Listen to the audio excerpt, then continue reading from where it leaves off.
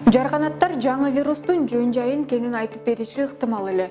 Башка жаныбарлар анте алышпаса да, капыс келген апааттан кантип айыгуунун жолун табууга жардам кылышмак. Кадимки кичитөө ламалар сейрек кездешчү антителге ээ экендигин, анын жардамы менен илимпоздор тажи вирусуна каршы адамдардын иммунитетин көтөрүүгө болорун аныктап чыгышты. Кинологдор болсо иттин жардамы менен COVID-19 жытынан сезип, оорунун белгилери адамда байкала электе эле таап алуунун амал аргасын издешүүдө.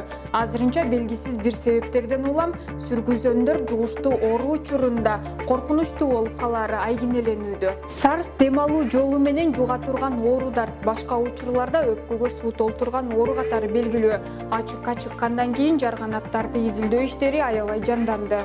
Жер үстүндө жарганаттардын 1400гө жакын түрү кездешет.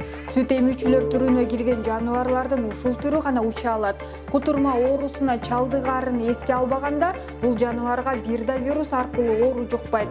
Мына ушундай касиети аларды аябай коркунучтуу кылат. Өзүнө жукпаганы менен башкаларды жугузат.